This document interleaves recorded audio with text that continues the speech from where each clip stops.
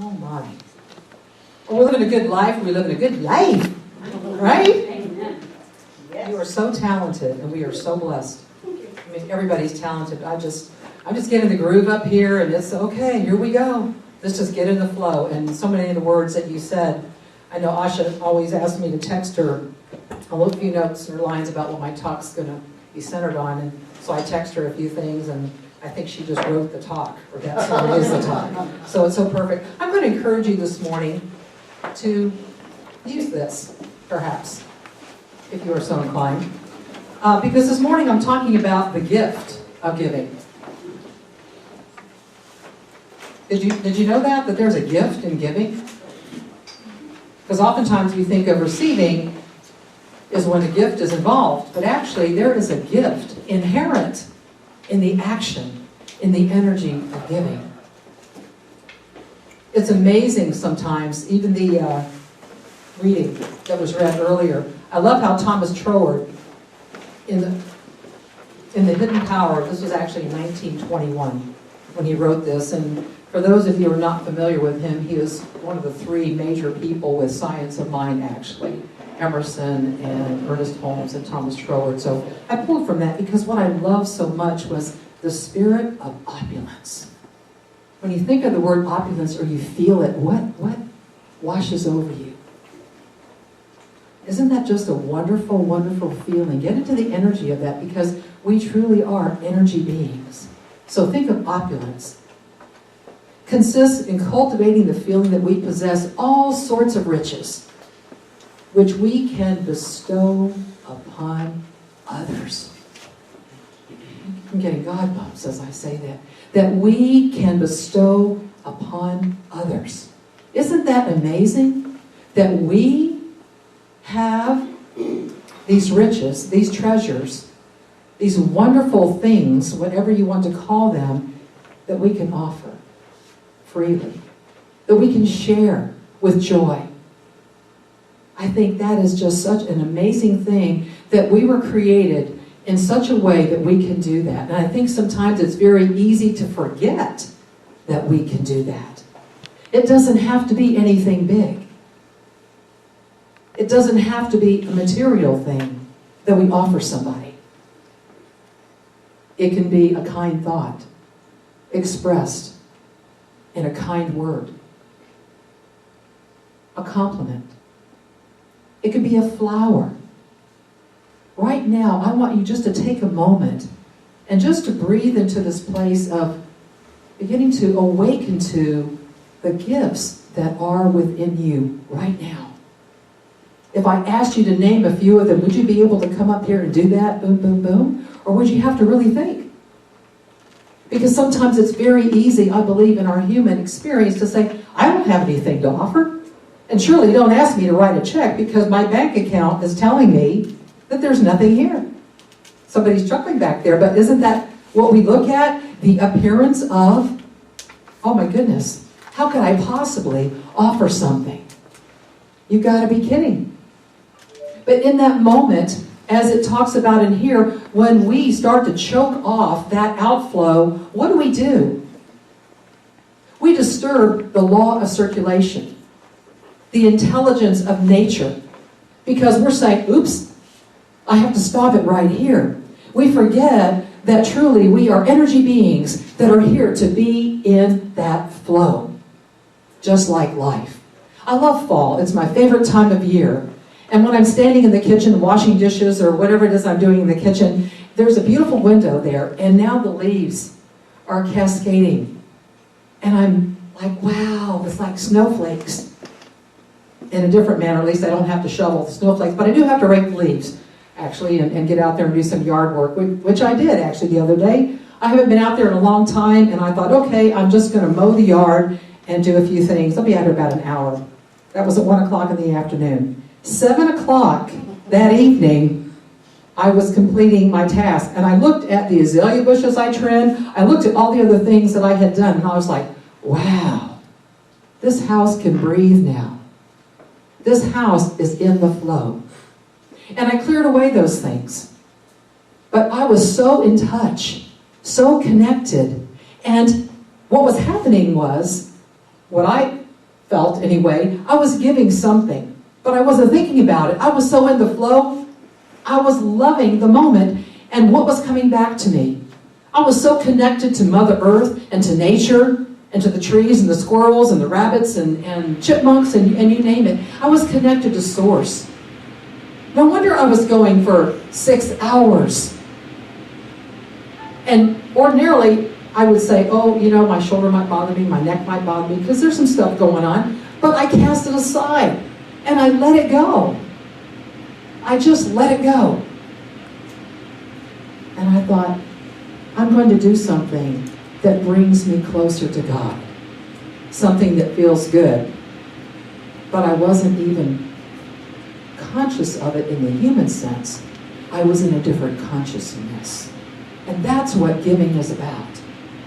That's what we are here to do, is to tap into that true essence of all that we are created, not to just do, but to be.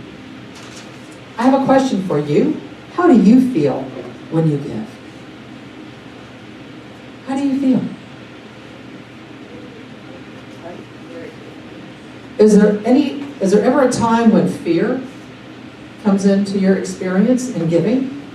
Like, oops, if I give this, am I going to get something back? Is it going to be returned to me? Am I giving with a grudge? Am I giving out of expectation that something's going to be returned to me? Or obligation? It's fascinating because I know, and I know you all know, that in that moment that we give something, we are truly called to examine the space, the consciousness from which we are giving. That is so important. If I had to say one thing to you to write down on your piece of paper, is to focus your attention on that. Am I giving freely? Am I giving knowing that I live in a universe, knowing that I am sourced from a place that there is an endless supply, regardless of what my checkbook might say, because that's just a number. It doesn't mean anything. It is truly an illusion. But it doesn't mean I'm going to go out and charge up my credit card so I can say, woohoo, you know, I'm going to put my money in circulation. That's a trap we can fall into a lot of times. But I want you to really think about how you feel when you give. And from this moment forward, are you giving from a place of a grateful heart? In every seed is a promise of thousands of forests. But the seed must not be hoarded. It must give its intelligence to the fertile ground. Through its giving, its unseen energy flows into material manifestation. I think oftentimes in our ego experience, it's very easy to get trapped into the law of attraction in a way that really does not serve us. It's very easy to say, I want to get. I want to give to get. And if I get into the vortex, okay, I can sit up here and language all that stuff with you guys all day long, but I get into that vortex, I'm going to get a car, I'm going to get a house, and blah, blah, blah, blah, blah. That's great. It's great to have those things, but to me, what do you do with them? Do you hoard them? Do you say, oh, look at me. I've got all this cool stuff. I'm a magical manifester. I know the law of attraction. Abraham, Esther, Jerry, they'd be going, woohoo, you got it. But what I say to you is, what do you do with it? What do you do with it? Inherent in giving is a gift that keeps on giving. An endless flow. It's energy. You can create a giving experience that is energizing, enriching, ecstatic, elevating, dynamic. What does that word mean? Things are moving. Like when the band is up here and they get us moving in this service. And Melanie comes on with a prayer. And what are we all doing? We're getting caught up in this magnificent vortex of energy. We're giving and receiving, and we are here to continue doing that in our lives. And to know that we are so rich, and our cup is overflowing, pressed down, shaken together, and overflowing. Like Asha was singing, when I'm empty, oh, it comes right back in. Because the universe is saying, here's some more, because now there's a space. I think that is just so cool. I get excited like a little kid, like, woohoo! We get to dance. I love Alan Cohen. For those of you who are not familiar with him, if you've ever heard him before, I've heard him speak several times. One of his books is Relax into Wealth, and he talks a lot about prosperity. But I love this, and I'm going to invite you to stand up with me for just a moment. Just humor me, if you will. All right? When you say the word abundance, how does that feel? All right, let's break it down. A-bun-dance. Okay, come on. Boogie with me, let's go. Because you get so excited and you're prospering and you're moving and you dance. And we're dancing with spirit, we're dancing with the divine, so your buns are dancing. Thank you, Alan Cohen. And I remember he did that very thing with the congregation that day. And I was like, this guy is so cool. And that's it. Because when we're doing that, we are free flowing. We are not inhibited. That's source. That's life. Does the tree say, oops, I can't drop my leaves because what? What are people going to think? No. No, the tree's just being the tree. And you were created to do the very same thing. To let that life flow through you. To let it allow you to be nourished and fed. Allow your branches to reach out. And like a tree, provide shade and comfort. Perhaps a shelter from wind. Whatever its purpose is. You have that same thing inherent in you. You are here for something magical and magnificent. The law of circulation is called the law of giving. It's called the law of giving and receiving. It's called the law of reciprocity. It's called all kinds of things. Sometimes it's really good for us to just be with that and know that, yes, in order for me to give, I also have to be open to receiving. Sometimes we shut that flow down there as well. But this morning, I really wanted to focus on us as givers. Because in that moment, as soon as you offer something, it is returning to you in that moment. Take the word gift. Gratitude. Generosity. You can write that down. That's G. That's a God word, isn't it? G. Gratitude, generosity, giving. It's you can't outgive God. That's what we're here for. So you give from that place. Our true nature is one of affluence and abundance. We are naturally affluent because nature supports every need and desire. We lack nothing. No thing. Because our essential nature is one of pure potentiality and infinite possibilities. You are already inherently affluent, no matter how much or how little money you have. No matter. That does not define you. Because the source of all wealth is a field of pure potentiality. It is the consciousness. We're back to that again. Because it is that field. It is that consciousness. It's not something you know. You just are it. That is your nature. It is a consciousness that knows how to fulfill every need, including joy, love, laughter, peace, harmony, knowledge. If you seek these things first, not only for yourself, but others, all else will come to you spontaneously. It is already done. Just like the prayers here. When Sydney's doing her thing so beautifully, we put it out there. It is already done. There is no lag time with love. It's there.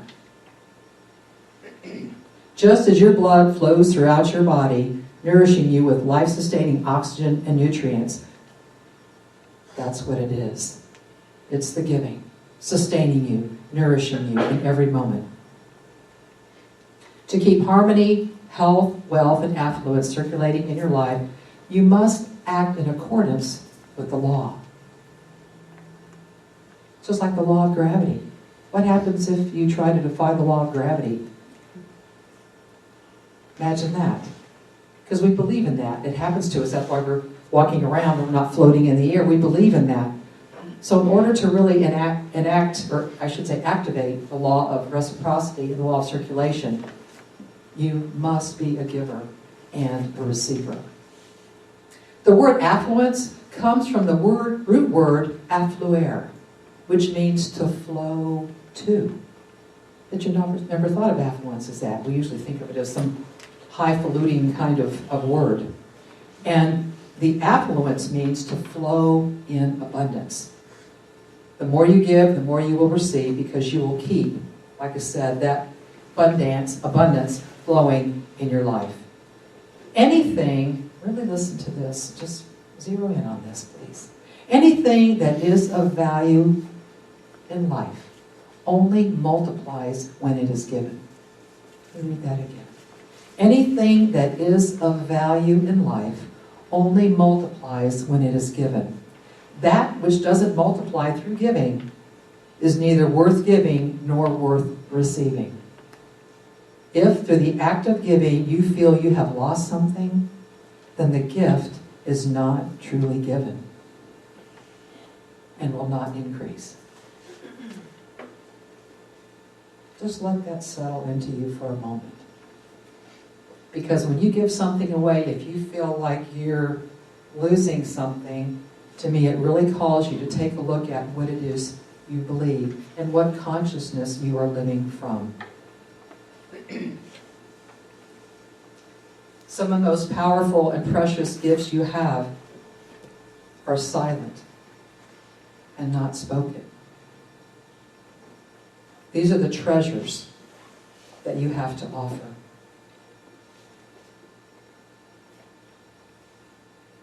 The gift.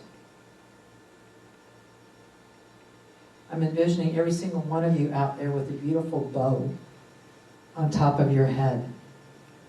And every time you walk up to somebody, that you could think of yourself as this gift, that you have something to offer in that moment. Once again, giving from a grateful heart, from a place of generosity, changes not just your life, but the other person's life and the whole world around you. The intention, again, why are you giving? Where are you coming from? Get really clear with your intention. Because sometimes it's easy to say, oh, I'm going to do this because it's going to make me look good.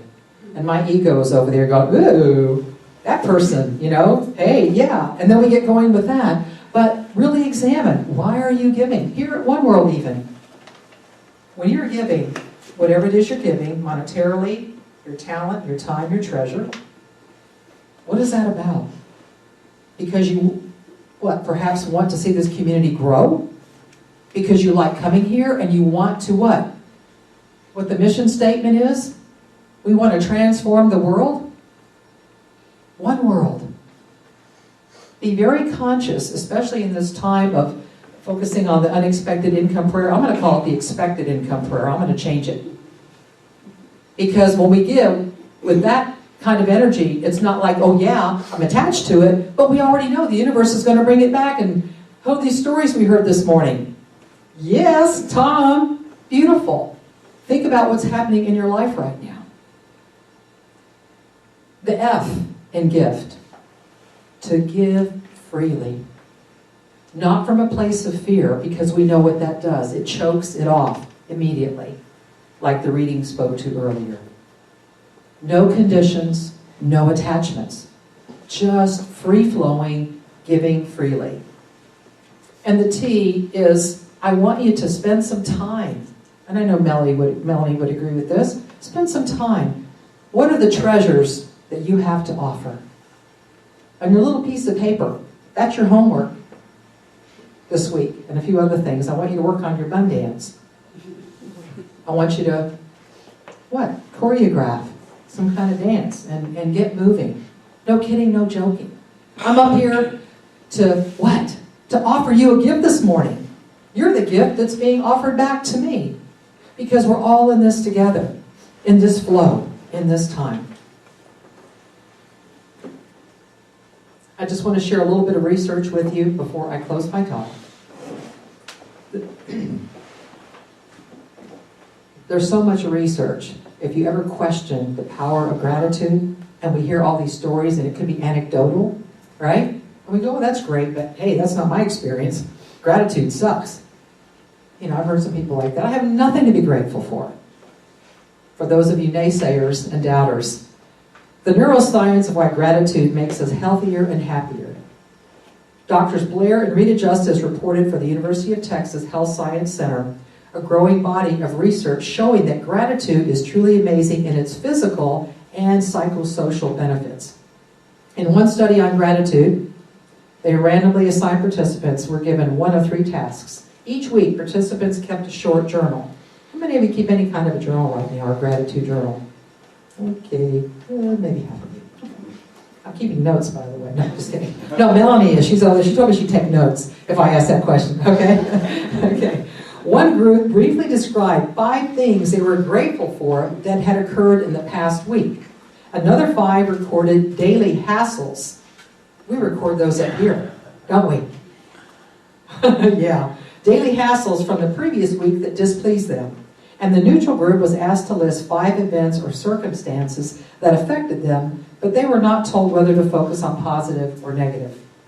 10 weeks later, participants in the gratitude group felt better about their lives as a whole and were a full 25% happier than the hassled group.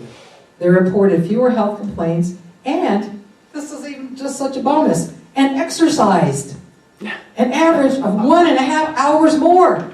Isn't it amazing? When you get into flow, your body says, what the heck are we doing standing here sitting, watching the TV, being a couch potato?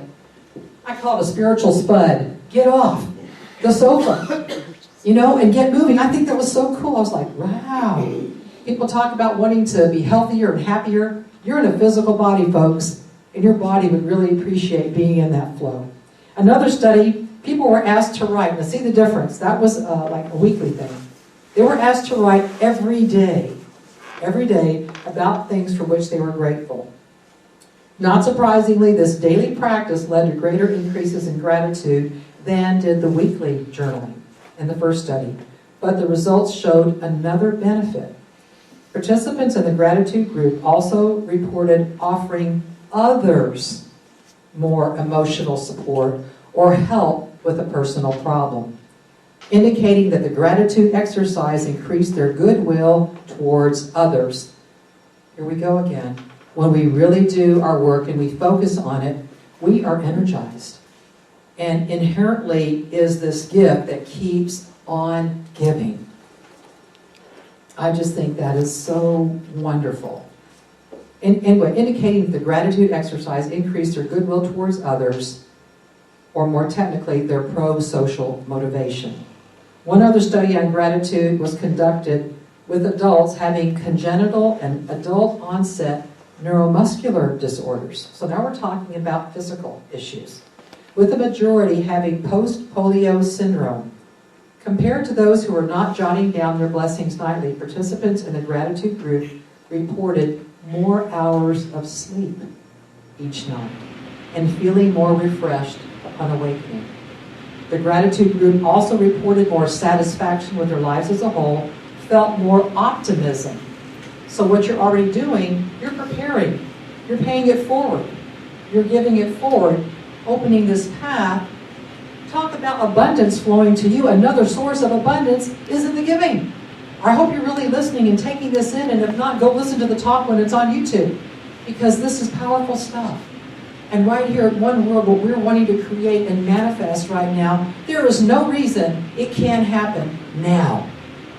Bring a friend. Grab somebody off the street. Let's fill these seats and begin to truly become the gift that is endlessly giving. That is your nature. That is your nature. And perhaps most tellingly, according to and this is so funny, perhaps most tellingly, the positive changes were markedly noticeable to others. According to the researchers, spouses of the participants, listen to this one, spouses, partners of the participants in the gratitude group reported that the participants appeared to have a higher subjective well-being than did the spouses of the participants in the control group. All were always in relationship with everything. Imagine the difference you could make. There's an old saying that if you've forgotten the language of gratitude, you'll never be on speaking terms with happiness. There's an old saying that if you've forgotten the language of gratitude, you'll never be on speaking terms with happiness. Several studies have shown depression to be inversely correlated to gratitude. The more grateful a person is, the less depressed they are. So there's a lot of clinical research from psychologists. And the last one I'll leave you with for research. There was a study at the University of Washington, and this Dr. John Gottman has been researching marriages for 2 decades.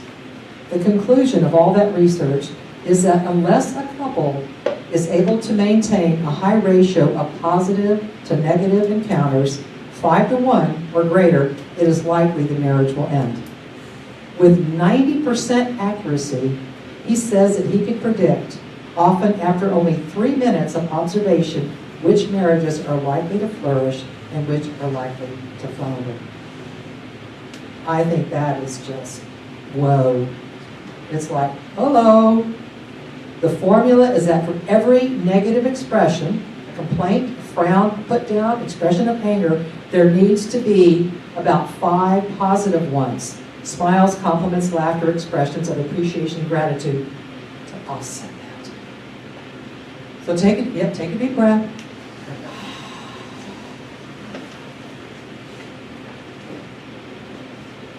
Take another deep breath. If you started to get a little concerned and fearful about what I was saying, it's all right. Be gentle with yourself and begin to truly look at the treasures that you have to offer. When we begin to speak and act kindly towards ourselves, and we are grateful for all that we are, it is so much easier to do that with another person. Be it a spouse, partner, friend, neighbor, person at the grocery store, it does not matter. Because we can truly see who and what they are. And we recognize that. And it changes everything. So just know that you truly are a gift. Give yourself away. Give yourself away. Because when you're giving it, it's just love. That is what we're here for. So let's take that thought into meditation.